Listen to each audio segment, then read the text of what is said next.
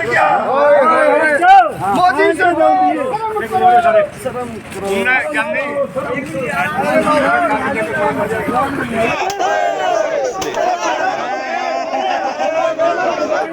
मर गया मर गया भूषण महिलाओं को महिला खिलाड़ियों को मोदी मर गया मर गया अमित शाह मर गया भूषण मर गया खेल मंत्री संदीप मर गया महिला खिलाड़ियों को मोदी मर गया खट्टर मर गया अमित शाह मर गया महिला खिलाड़ियों को बलात्कारियों को ब्रजभूषण शरण को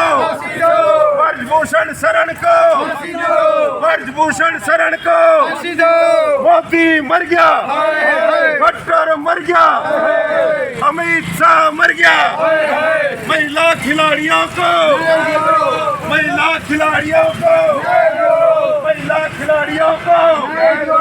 मोदी मर गया अमित शाह मर गया डूम करो मोदी सरकार शर्म करो शर्म करो नहीं तो डूब मरो भूषण को फांसी दो खिलाड़ियों को न्याय दो मोदी मर गया खट्टर मर गया अमित शाह मर गया ब्रजभूषण मर गया जेपी नड्डा मर गया मोदी मर गया खट्टर मर गया अमित शाह मर गया ब्रजभूषण मर गया खट्टर मर गया अमित शाह मर गया ब्रजभूषण मर गया महिला खिलाड़ियों को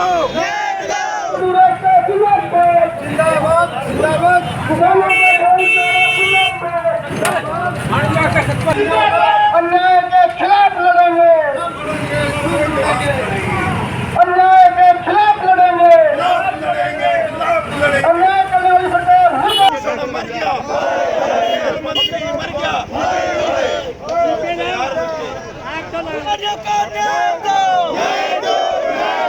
मोदी सरकार मुर्दाबाद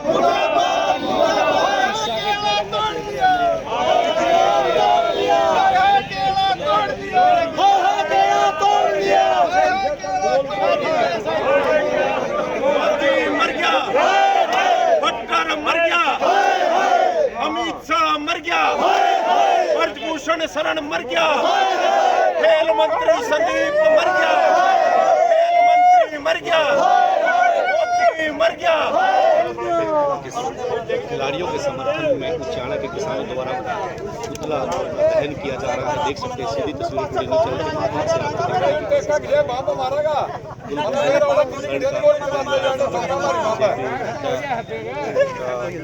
जलाया जा रहा है।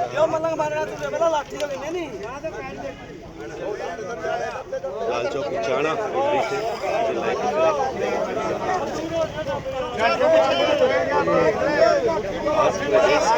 मोदी मर गया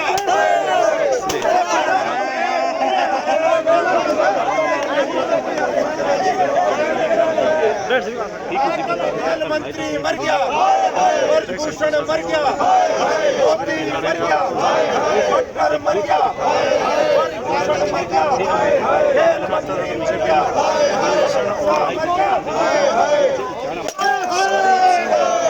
दहन किया गया है।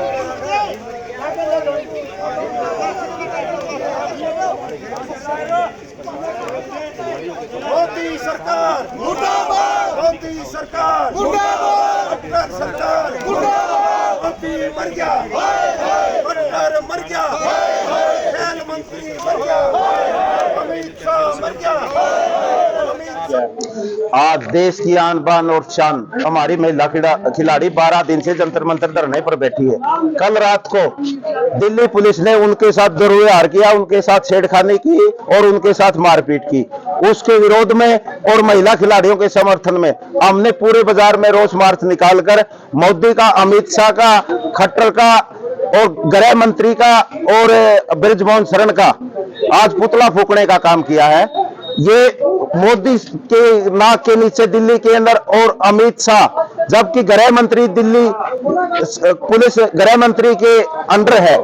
जब दिल्ली पुलिस ऐसा घिनौना कार्य करती है, देश का गृह मंत्री और प्रधानमंत्री सोए हुए हैं, उनके नाक नीचे इतना बड़ा घिनौना होया है, कार्य होया है। देश की वो बेटियां देश की धरोहर है, देश का मान सम्मान उन्होंने बढ़ाने का काम किया, तिरंगे को ऊंचा करने का काम किया है।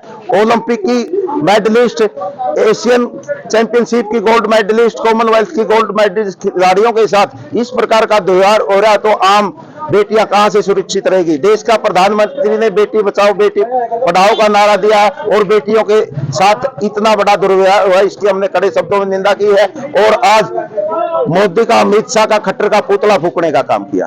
प्रधान जी, सुप्रीम कोर्ट ने आगे सुनवाई से मना कर दिया। उन्होंने कहा कि निचली कोर्ट में, हाई कोर्ट में जाएं या डिस्ट्रिक्ट कोर्ट में जाएं, तो ऐसे में अब लड़ाई लंबी हो गई। अब अगला कदम क्या होगा?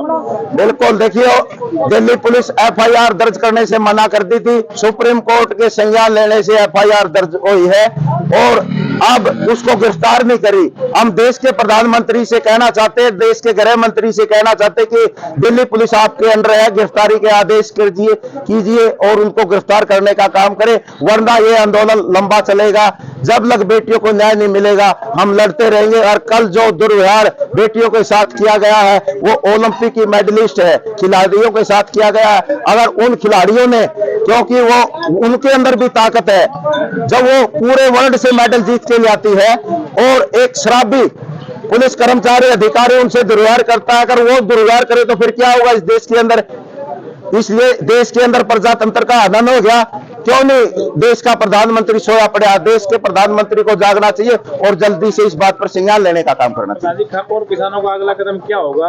क्या रणनीति होगी? क्या बड़े और कड़े फैसले लिए जा सकते हैं? देखो, खाप पंचायतों का इस प्रकार से हमने प्रोटेस्ट किया, जल्दी हम दिल्ली जंतर मंतर पर जाने का काम करेंगे। उन महिला, हम पहले भी जंतर मंतर पर गए हैं, उनको हौसला दे के आए हैं। तो खाप पंचायतें और किसान संगठन पूरे हमने पूरे इलाके से और पूरे देशवासियों से और प्रदेशवासियों से एक आह्वान किया है कि आज पहले लड़ाई जमीन बचाने की थी, अपने देश को बचाने की थी, अब इज्जत बचाने की लड़ाई है। अब पानी सर से ऊपर जा चुका है, इसलिए अब हमने एकजुट होकर 36 जात के भाईचारे को जोड़कर इस लड़ाई को लड़ना है और हम जब तक लड़ते रहेंगे जब तक हम जीत कर और न्याय दिलाकर इन बेटियों को में वापस नहीं आ जाते। रात को लाठीचार्ज भी हुआ है, उसको लेकर आपका क्या कहना है? देखो, कहना कि यह तो प्रजातंत्र का हनन है, ये मोदी सरकार की तानाशाही, अमित शाह का घमंड और बृजभूषण का घमंड बोल रहा है।